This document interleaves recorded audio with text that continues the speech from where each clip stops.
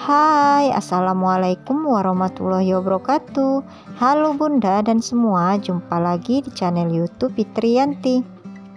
Ini adalah video beberapa minggu yang lalu ya, tepatnya pada tanggal 2 Juni 2021. Jadi aku baru sempat untuk edit videonya, jadi baru aku up.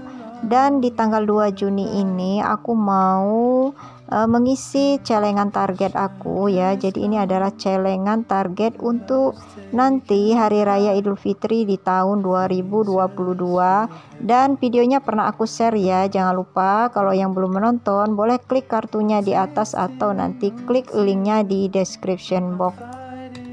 Karena tanggal 1 kemarin aku belum sempat nabung harian untuk celengan target ini ya, jadi aku gabung langsung untuk tanggal 2. Jadi totalnya adalah sejumlah 15.000 dikali 2, jadi Rp30.000.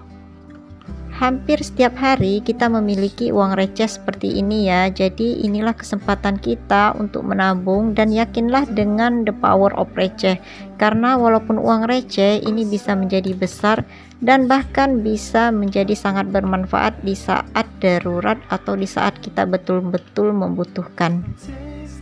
Nah, ngomong-ngomong masalah dana darurat, kebetulan di awal bulan Juni ini aku mau membuat list anggaran pengeluaran untuk bulan Juni 2021. Dan seperti biasa untuk bulan Juni dan Juli seperti di tahun-tahun sebelumnya, ini ada beberapa pengeluaran tambahan. Dan bagaimana cara aku mengatasi pengeluaran tambahan ini? Simak dan tonton videonya sampai habis.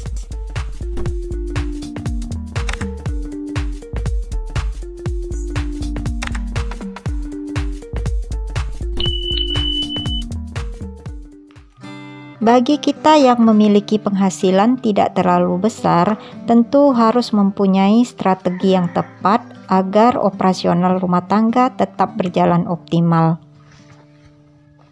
Di sini setiap bulan aku selalu melakukan evaluasi mulai dari pendapatan dan pengeluaran. Karena yang pertama, dengan mengetahui pendapatan, maka kita akan dapat mengatur pengeluaran yang utama seperti kebutuhan pokok, tagihan rutin, biaya sekolah anak, bahkan cicilan.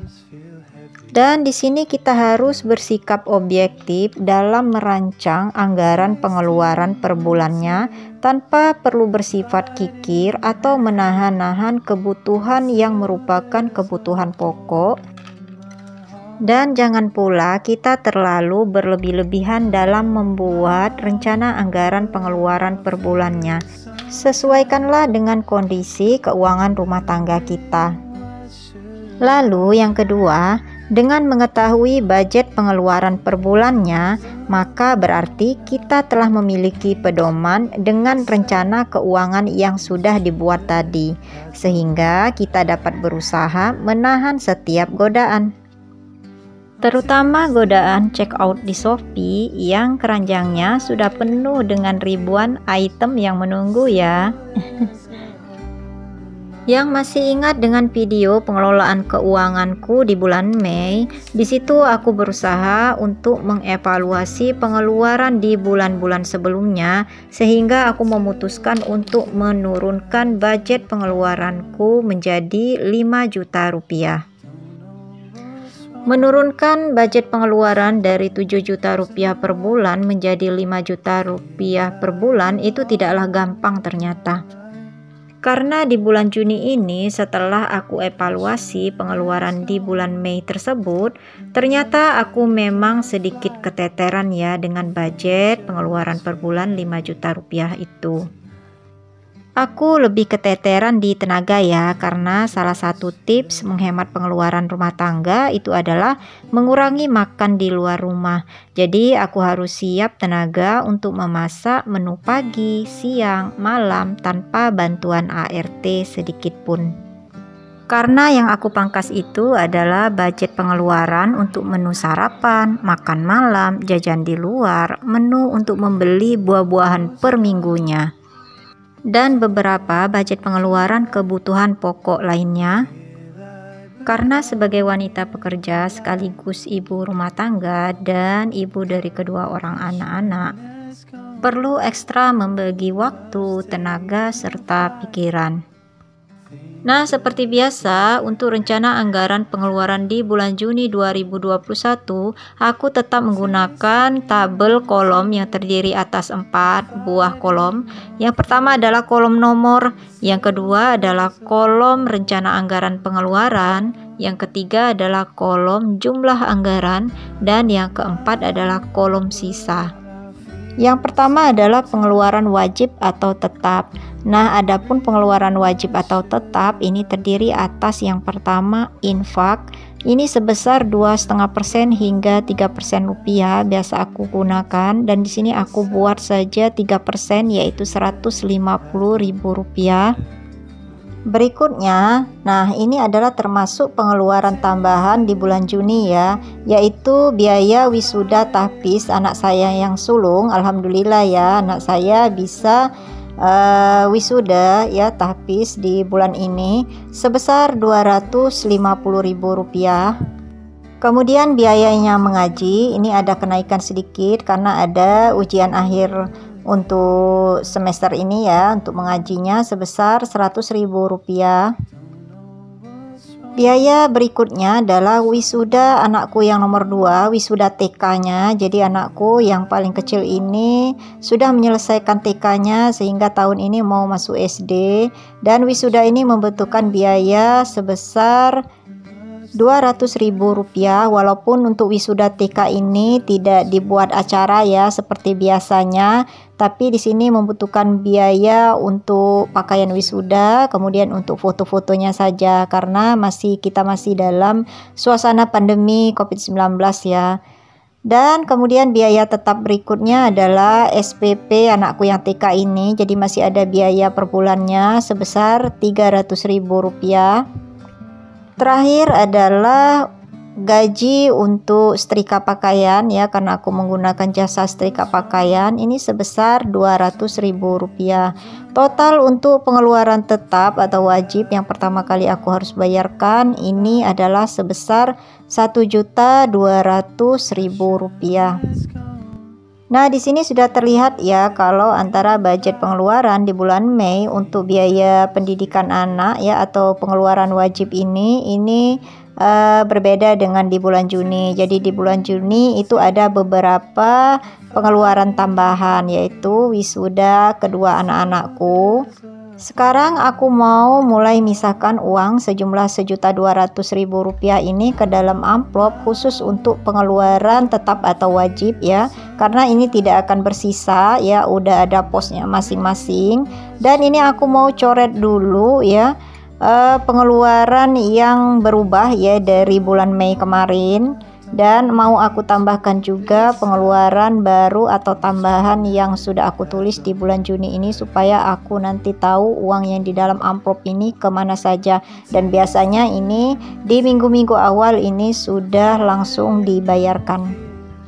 Untuk anggaran pengeluaran tambahan ini aku ambilkan posnya dari dana darurat yang aku simpankan dari gaji THR di bulan Mei kemarin. Untuk yang belum menonton videonya, jangan lupa klik kartunya di atas ya. Baiklah, selanjutnya yang kedua adalah anggaran pengeluaran untuk kebutuhan pokok. Untuk rencana anggaran pengeluaran kebutuhan pokok di bulan Juni ini tidak jauh beda dengan di bulan Mei kemarin ya, hanya ada beberapa saja yang berubah. Untuk yang pertama adalah anggaran pembayaran WiFi dan pulsa sebesar Rp400.000. Kemudian untuk listrik, karena bulan Mei kemarin ternyata aku itu bisa menghemat listrik sehingga pembayarannya hanya Rp300.000. Jadi di sini aku tuliskan Rp300.000. Dan berikutnya adalah untuk belanja bulanan sebesar Rp1.000.000, dan ini aku naikkan dari pengeluaran di bulan Mei kemarin ya, karena memang di bulan Mei kemarin aku kerasa banget untuk pengeluaran bulanan itu nggak cukup Rp750.000. Bisa cukup tapi asal kita bisa lebih prihatin seperti mengganti pencuci piring Sunlight dengan, maaf aku menyebut merek ya, Sunlight dengan sabun colet misalnya seperti itu. Tapi Aku nggak bisa ganti ya, karena memang udah terbiasa menggunakan Mama Lemon untuk mencuci piring. Kayaknya amisnya memang benar-benar hilang ya di cangkir-cangkir plastikku itu. Kemudian untuk deterjen juga seperti itu. Tapi di sini kesimpulannya pada dasarnya untuk berhemat itu sebetulnya kita bisa ya lakukan, asal memang kita betul-betul mau belajar prihatin, kemudian bersabar. Pokoknya yang tahu dengan kondisi keuangan, kebutuhan, bahkan kesehatan kita sebagai ibu rumah tangga itu adalah kita sendiri. Lanjut, untuk belanja mingguan di sini tidak aku ubah dari bulan-bulan sebelumnya, tetap 1 juta rupiah atau 250.000 rupiah per minggunya ya, untuk belanja kebutuhan isi kulkas seperti sayur mayur yang mau aku masak, atau misalnya daging-dagingan, telur dan lain sebagainya.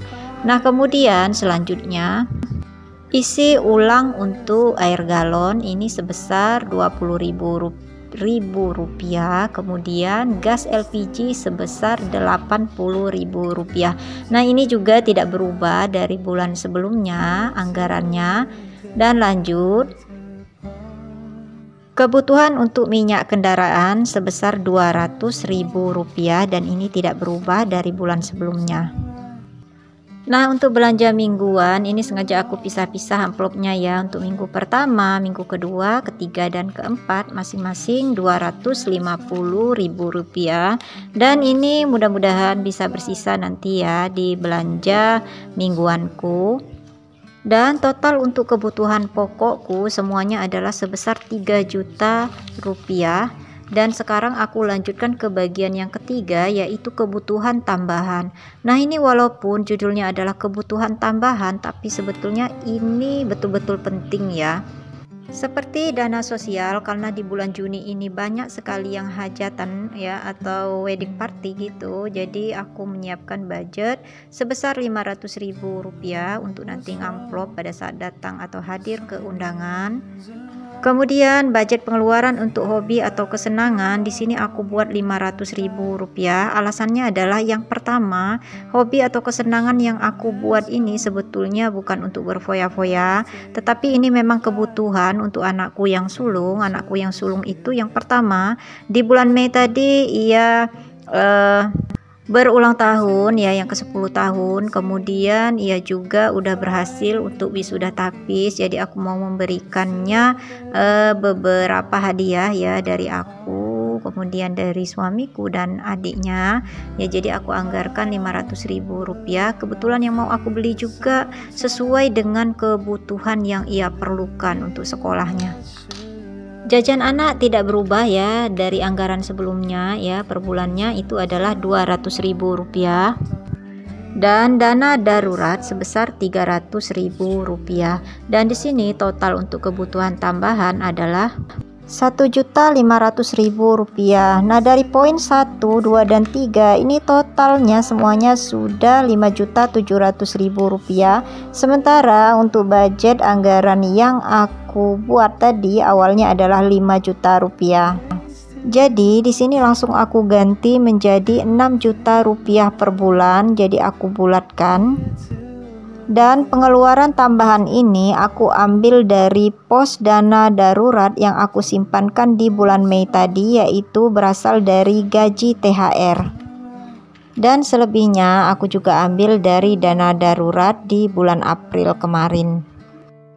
Dan tak lupa di buku catatan ini aku sematkan kata bijak yang pernah disampaikan oleh Benjamin Franklin yang berisi, waspadalah terhadap biaya kecil, karena sebuah kebocoran kecil bisa menenggelamkan kapal yang besar.